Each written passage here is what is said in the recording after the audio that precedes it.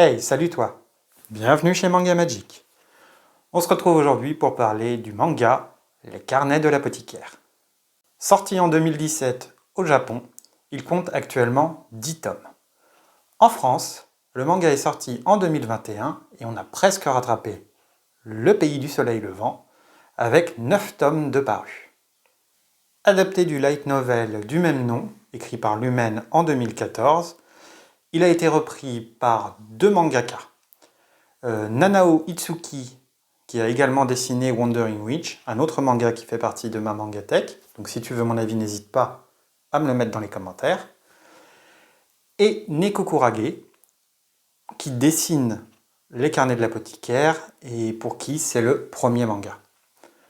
On arrive au moment du spoil ou pas spoil, comme d'habitude. Si tu veux un résumé du manga, je t'invite à rester avec moi pour les quelques minutes qui viennent. Sinon, va directement dans la description pour aller à mon avis. Dans le premier tome, nous y découvrons notre protagoniste, Mao Mao, une jeune apothicaire de 17 ans, vendue à la cour intérieure du palais impérial pour y travailler comme servante. Si vous ne savez pas ce que c'est que la cour intérieure, vous pouvez vous représenter un incubateur géant pour l'empereur. Dedans, il y a les femmes destinées à lui donner des héritiers, les femmes destinées à servir celles qui vont lui donner des héritiers, et des hommes qui sont tous des eunuques. Alors que Mao Mao tente de cacher ses connaissances en se fondant dans la masse, un événement survient. Les enfants nouveau-nés de l'empereur tombent malades pour des raisons inexplicables. La jeune apothicaire, passionnée par les poisons, ne peut s'empêcher d'essayer de résoudre ce mystère. Elle découvre très vite que la raison de l'état de santé des petits est la poudre utilisée par les concubines de l'empereur pour se maquiller. Elle tente de les prévenir sans dévoiler son identité, et seule l'une des concubines l'écoutera et ne perdra pas son enfant. Elle se mettra alors à la recherche de sa bienfaitrice à l'aide d'un haut fonctionnaire du nom de Jinchi et qui la démasquera assez vite. Il la promeut alors goûteuse personnelle de Gyokyo, la concubine dont elle a sauvé l'enfant. Jinchi, apprenant que c'est une apothicaire, il lui demande de confectionner un aphrodisiaque. Au départ, elle est très suspicieuse. Jinchi est un très beau jeune homme, et en plus c'est un eunuque. Elle cédera quand même à la tentation de pouvoir repréparer des concoctions. À la fin du tome, Jinchi lui demande de confectionner un remède au somnambulisme dont souffre l'une des concubines de l'empereur.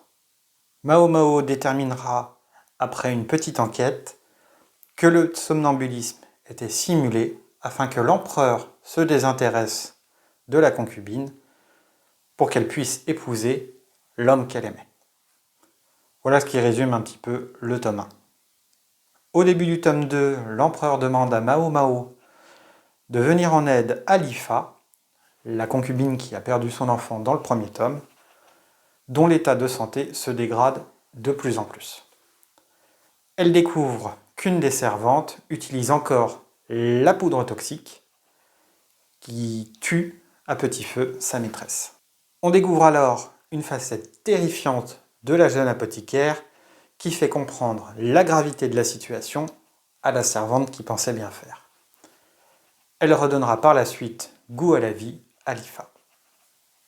Dans la seconde partie du tome 2, Mao Mao se verra offrir de la part de plusieurs hommes des épingles à cheveux lors d'un repas officiel où sont conviés les 4 favorites de l'empereur afin de se mettre en valeur.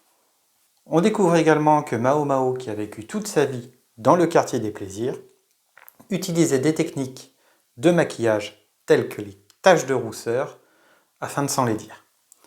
Les taches de rousseur, c'était un peu vu comme des imperfections de la peau à l'époque.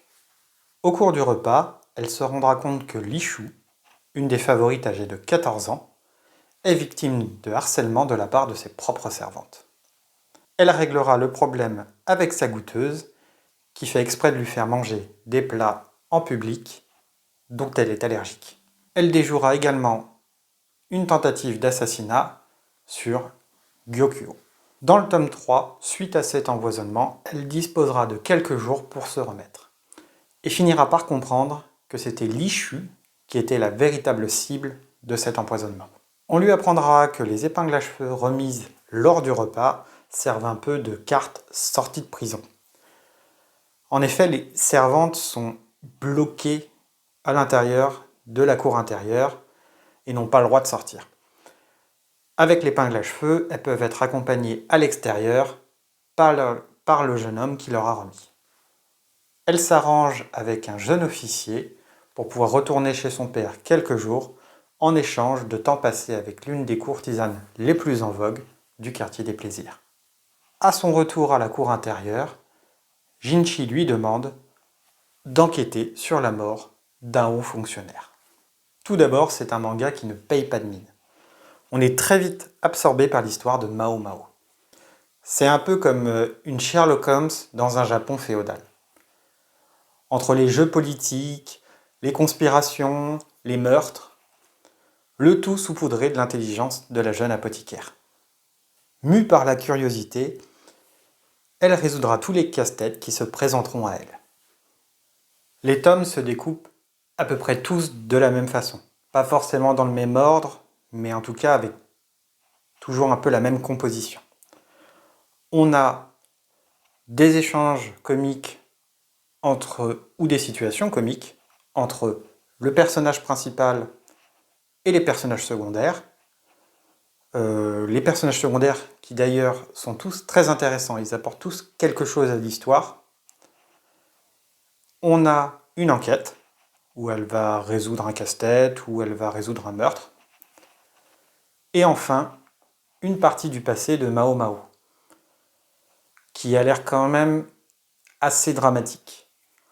En même temps, une jeune fille pauvre qui a vécu toute sa vie dans le quartier des plaisirs, on peut facilement imaginer que ça n'a pas dû être rose tous les jours.